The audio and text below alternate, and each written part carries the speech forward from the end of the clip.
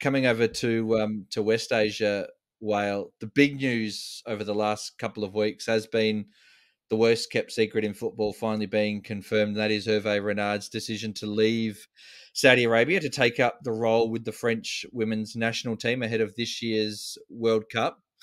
Perhaps the most surprising thing for me is that he's left the comfort of a long-term deal that he had in Saudi Arabia, still another 3.5, 4 years to run on that contract through until 2027, to take up a contract that is effectively almost just a 1 year contract. I think it takes him through until August 2024. So basically 1 month on from, sorry, 1 year on from the World Cup. Doesn't even take him up to the next, Women's Euros tournament as well. So that was perhaps a bit of a surprise, but he's never been one to sort of never been one that's afraid to back himself in and try different things. So his loss leaves a massive hole for Saudi Arabia to fill ahead of the next World Cup qualifying, ahead of the Asian Cup in January, February next year.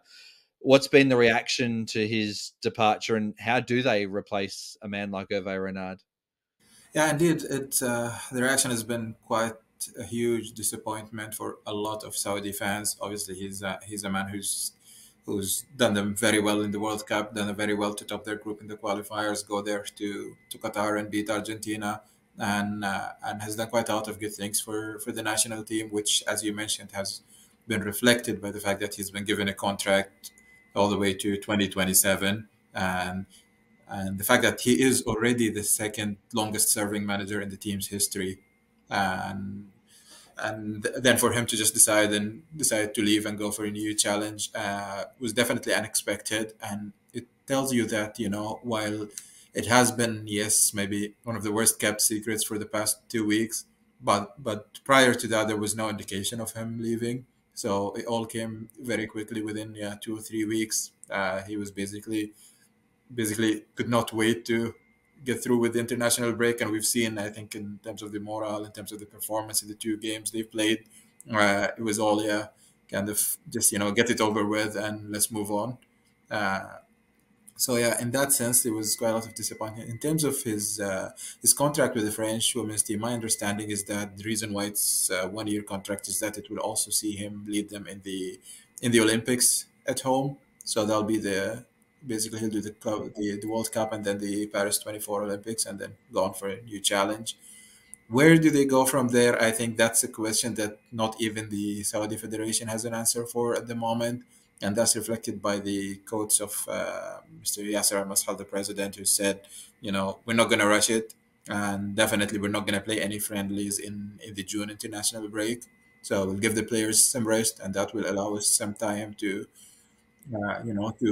conduct our search, interview the right candidates, and basically move on with the appointments. So that will leave them, I guess, with just 2 more breaks before the Asian Cup. I guess they'll have the September one, and I think there's the one in November. So, so not a lot of preparation ahead of the Asian Cup. Obviously, not an ideal situation. Whether they go for someone tried and tested, whether they go for someone like under 23 coach Sadis Shehri, who's done a very good job, whether they go for someone from the league, someone maybe like Raman Diaz, who's coached, obviously he's been at Al Hilal for a while, who's coached at Ittihad as well, so he very much knows all of the players, very much, has worked with almost every member of the squad. Do they do that? Do they go again for another long-term project, given that, uh, historically they've not been known to keep managers for very long, and it has worked out well for them when they did so with Herve Renard. So whether that would encourage them to repeat the experience, go with someone else, and give them all the tools, give him a 3 4 year contract, and see him take them all the way to 2027 at home. So that'll be interesting to see. Yeah. Mm. Yeah, I agree. I wrote about this for Arab News over the last week. I think we're going to find out a lot about Saudi Arabian football and just how much it has matured over the last couple of years with this next appointment. Because you look at the merry-go-round of coaches they had before Herve Renard. I think it was in the last decade before Renard, they went through 8 different coaches or 8 coaching changes. The fact that his tenure of 4 years is already one of the longest in their history says a lot about their history of hiring and firing coaches. So I think the process that they go through and the outcome of this next appointment will tell us a lot about how much Saudi football has matured over the last couple of years. Because from the outside, it seems like it really has matured a lot. It doesn't have that sense of panic about it that you might have seen in the past if a coach had left. If this was 6 years ago and they lost a coach, you could probably almost guarantee they'd have another one lined up 2 days later. And that almost, suggests that it's a panic appointment. There's no real sort of thorough process that they've gone through. The fact that, as you said, the president, Yasser Al-Masala, said they're not going to be rushed. They're going to take their time. They're going to be meticulous.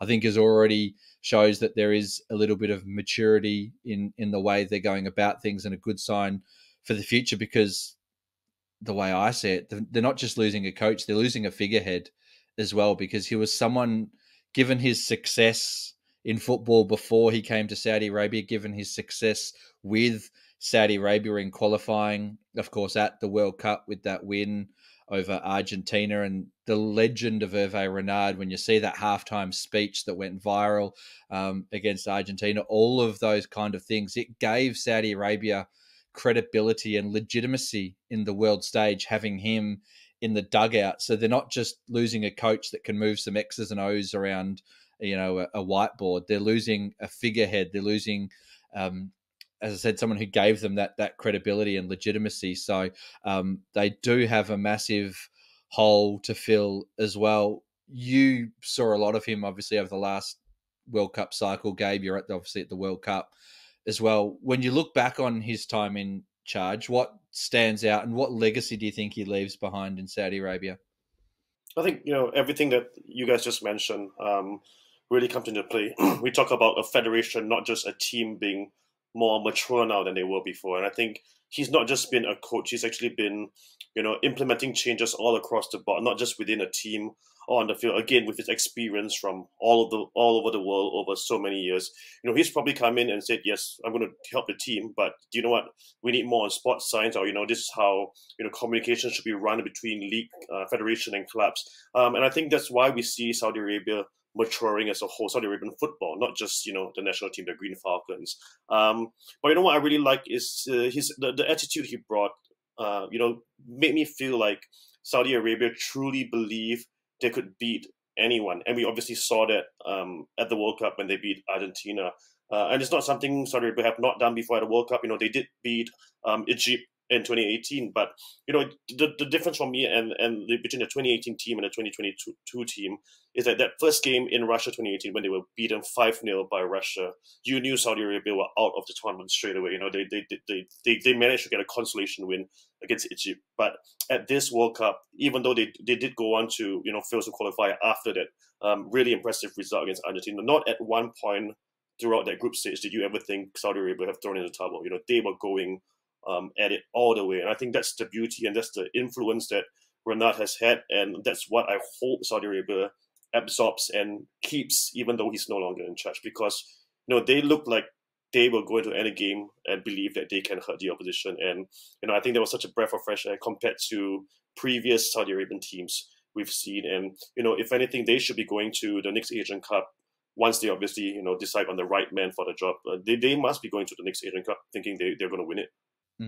Absolutely, and they should. It's funny, everyone talks about that Argentina game, and rightly so. It was a phenomenal victory. I think we're all there in the stadium that day. I certainly know you were, well, because I think I come up and gave you a hug at one point after I think it might have been after Al Dosseri's goal even. But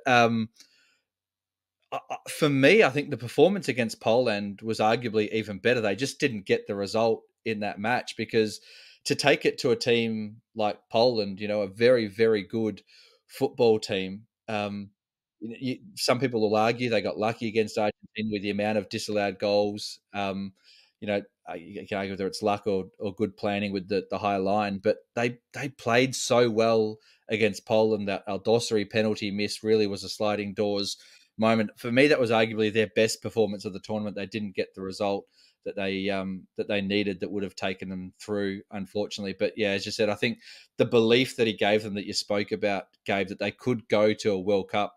You looked at that group on paper, and we spoke about it in our previews beforehand. You looked at it and went, how can Saudi get out of this group? And yet he gave them the belief that they could go there and they could actually do it. So he will leave a massive hole, that's for sure.